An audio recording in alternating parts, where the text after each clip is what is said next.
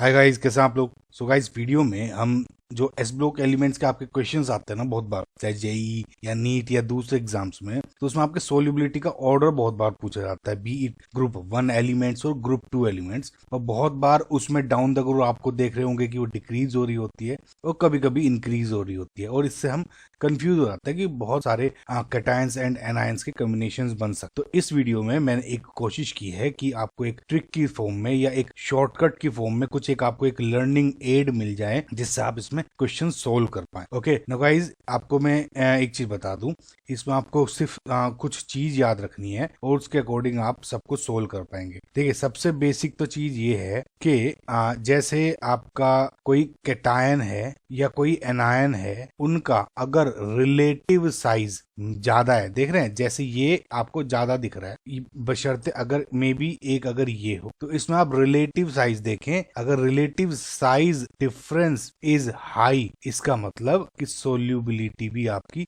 High होगी। और अगर relative size difference is less, right, इसका मतलब जो सोल्यूबिलिटी है वो भी कम होगी। ठीक है। एक दूसरी चीज आप याद रखते ही हो कि जो साइज है फ्रॉम टॉप टू बॉटम, जैसे आप ग्रुप 1 एलिमेंट में देखोगे, lithium, sodium, potassium, rubidium, caesium, from top to bottom size is increasing. And similarly group 2 elements में भी beryllium, magnesium, calcium, strontium, right. So ऊपर से नीचे इसमें भी साइज इंक्रीज हो रहा है। अब ये रिलेटिव साइज कैसे पता करें कि ये बड़ा है या छोटा है, इसके लिए एक टेबल है, बस वो लास्ट चीज है। उसके बाद आपको क्वेश्चन सोल्व करेंगे और आपको सब कुछ इजी हो जाएगा। ठीक है। अब ये देखिए, अगर आपका कोई एनायन इस लिस्ट में है तो इसका मतलब वो लार्जर आयन की कैटेगरी में आएगा, और अगर वो आपका कोई आयन इस कैटेगरी में है तो इसका मतलब वो आपका स्मॉलर कैटायन या एनायन की कैटेगरी में आएगा। तो एस ब्लॉक एलिमेंट जो भी ग्रुप 1 ग्रुप 2 के कैटायंस बनेंगे वो सब स्मॉल में आएंगे। अब इस चीज को कैसे यूज करें, वन बाय वन क्वेश्चंस देखते हैं और आपको बहुत फायदा होगा। अब इसमें आपको क्लोरेट्स दिए हुए हैं और इसमें आपको सोल्यूबिलिटी का ऑर्डर बताना। मैंने आपको बताया जितना साइज डिफरेंस ज्यादा होगा सोल्यूबिलिटी उतनी ही ज्यादा होगी,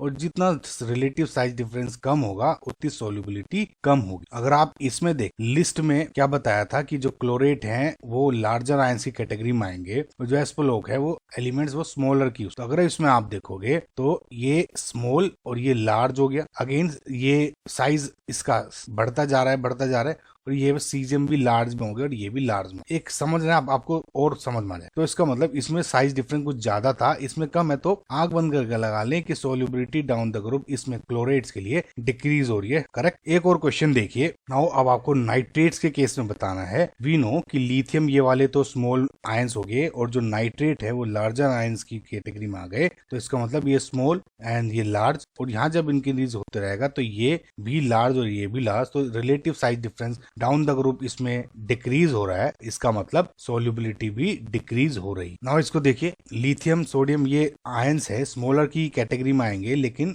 अगर इसको आप डाउन द ग्रुप देखेंगे इसका तो साइज इंक्रीज होता जाएगा। नाउ फ्लोराइड आयंस का मैंने आपको बताया था कि ये स्मॉलर आयंस की कैटेगरी में आएगा, तो ये स्मॉल और अगर यहाँ भी स्मॉल। अब रिलेटिव साइज डिफरेंस यहाँ पे कम था, यहाँ रिलेटिव साइज डिफरेंस लार्ज और स्मॉल है तो ज्यादा था, डिफरेंस ज्यादा तो सोल्यूबिलिटी ज्यादा, इसका मतलब डाउन द ग्रुप इसमें सोल्यूबिलिटी इंक्रीज हो। समझ में गाइस आपको। सिमिलरली अब इसको देखिए नाउ, अब देखिए इसमें एस ब्लॉक एलिमेंट्स दोनों ग्रुप 2 के हैं, बेरियम सेम है, और वैसे भी एस ब्लॉक के स्मॉल की कैटेगरी में आते हैं। Correct. Now fluorine, chlorine, bromine and iodine, इस केस में अब क्या होगा। अब देखिए, फ्लोरीन मैंने आपको कहा था स्मॉल के साइज में आएगा, और वैसे भी इसमें साइज फ्लोरीन क्या है स्मॉल में, और मैंने कहा था वैसे भी डाउन द ग्रुप साइज बड़ा ही आता है, बढ़ता रहता है, तो इसमें आप वैसे भी अंदाजा लगा सकते थे, तो ये हो गया लार्ज। तो इसमें आप देखोगे तो साइज डिफरेंस ज्यादा है, हेंस आपका सोल्यूबिलिटी ऑर्डर ये हो जाएगा सोल्यूबिलिटी इसमें। समझ रहे हैं। तो ये ग्रुप 2 एलिमेंट्स के केस में हो गया। करेक्ट। अब इसमें बताइए, अब इसमें आप देखिए कि ऑक्साइड आयन स्मॉलर आयंस की कैटेगरी में आएगा,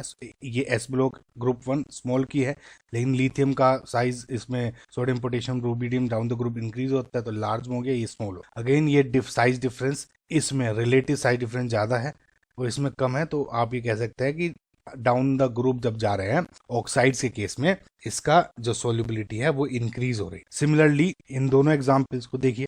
इसके बाद में आपको इसमें बस पूरी ट्रिक में गाइज 2 एक्सेप्शन है वो आपको याद होने चाहिए, जिसमें ऑर्डर उल्टा हो जाता है। इसके अलावा सब सेम है, ठीक है। अब देखिए इसमें अगर आप देखोगे तो LiOH ये स्मॉलर साइज हो गया, OH क्या हो गया, स्मॉलर आयंस की कैटेगरी में बताया था मैंने आपको। तो ये स्मॉल और डाउन द ग्रुप इंक्रीज हो रहा है, लार्ज और ये स्मॉल, तो साइज डिफरेंस ज्यादा इधर, तो इसकी ऐसे solubility down the group increase हो रही। ये अब तक समझ में आ गया होगा। Again sulphate ion large size S block यानी बेरिलियम मैग्नीशियम स्मॉलर की कैटेगरी में आएंगे, ठीक है। अब ये तो लार्ज है, लेकिन बेरिलियम का size down the group increase तो हो ही रहा है, रिलेटिव साइज डिफरेंस में कम है, इसमें ज्यादा है, तो ये ऐसे। आई होप गाइज आपके समझ में होगा। अब इसमें एक्सेप्शन देखिए, तो एक्सेप्शन में बस ये 2 एक्सेप्शन है जिसको आपको याद रखना है, करेक्ट। तो AgF, AgCl, AgBr इस तरह से, और BeF2, BeCl2 इस तरह का आप ऑर्डर आई होप याद ही रख सकते हैं। इसके बाद आपको कोई भी क्वेश्चन गाइज इस पूरी वीडियो के बाद नहीं बचेगा, आप ट्राई करके देखिए, करेक्ट। सो आई होप आपको समझ में आएगी guys video. Thank you for watching. Like करें गाइज, शेयर करें, सब्सक्राइब करें, बाय।